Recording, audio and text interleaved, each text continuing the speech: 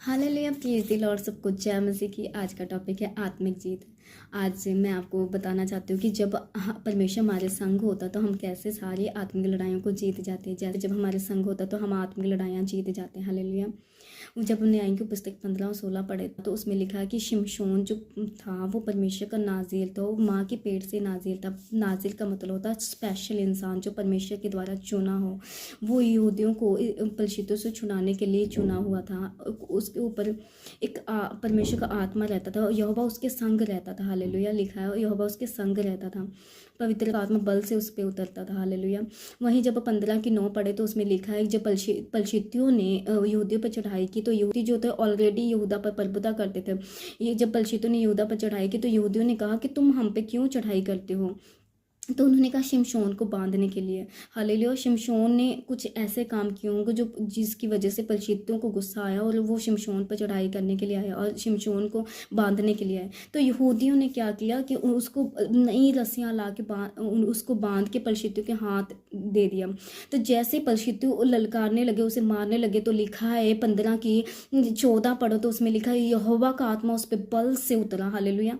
जब यहोवा का आत्मा उस पर बल से उतरा तो उसने उसकी सारी रस्सियां टूट गई। आत्मिक तरीके से वो मजबूत था। फिजिकली वो जब देखो तो वो आम इंसान था, हम लोगों की तरह। वो पहलवान नहीं था कोई कि ऐसे मार सके। परमेश्वर की आत्मा से वो मारता था। जैसे ही कि लिखा है कि परमेश्वर का आत्मा उतरा, वो उसकी रस्सियां टूट गई, वो अपने आप टूट गई। जैसे एक गली रस्सी नहीं होती, टूट जाती अपने आप, है ना, पर वो नई रस्सियों से, मजबूत रस्सी से बांधा गया था। जैसे आत्मा आया तो उसकी रस्सी टूटी। हालेलुया। यहोवा की आत्मा के साथ वो जीतने लगा। जैसे उसने लिखा है उसमें 15 की 15 में लिखा है कि जब बड़ी एक हड्डी से ही उसने 1000 लोगों को मार दिया। हालेलुया।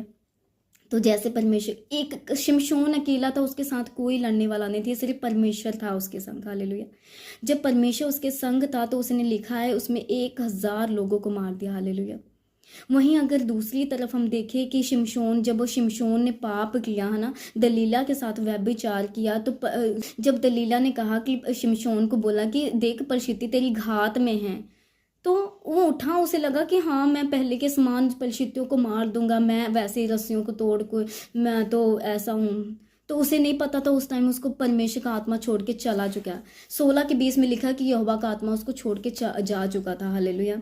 तो लिखा है जैसे हम पाप करते हैं ना, परमेश्वर के विरुद्ध जाते हैं, तो परमेश्वर आपको छोड़ के चला जाता है, तो हम आत्मिक लड़ाइयाँ हारना शुरू कर देते हैं। वो अपनी ताकत से बहुत कोशिश की होगी पलिश्तियों को मारने की, पर वो मार नहीं सका क्योंकि यहोवा का आत्मा उस पर नहीं था। जब परमेश्वर उसके साथ था उसने अकेले ने 1000 लोगों को मार दिया। वहीं जब परमेश्वर का आत्मा उसको छोड़ के चला गया तो वो किसी को मार ना सका। हालेलुया। युद्ध के लिए घोड़ा तो तैयार होता पर जीत यहोवा ही से मिलती है। हालेलुया। जब यहोवा आपके संग होता तब भी आप जीत सकते हैं। हालेलुया।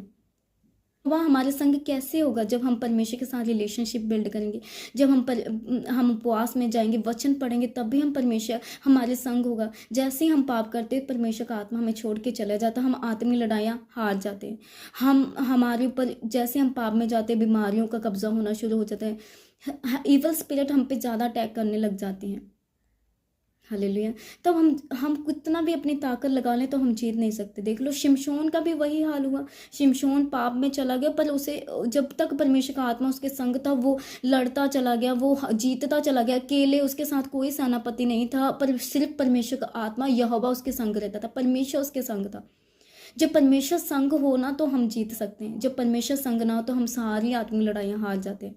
आज भी सेम है, जब आप परमेश्वर के साथ रिलेशनशिप बिल्ड करेंगे तो परमेश्वर आपके साथ रहेगा, तो आप सारी आत्मिक लड़ाइयों को जीत सकते हैं। मेरा विश्वास इस वचन के नाम ब्लेस होगा। सब कुछ है। मैं गॉड ब्लेस यू।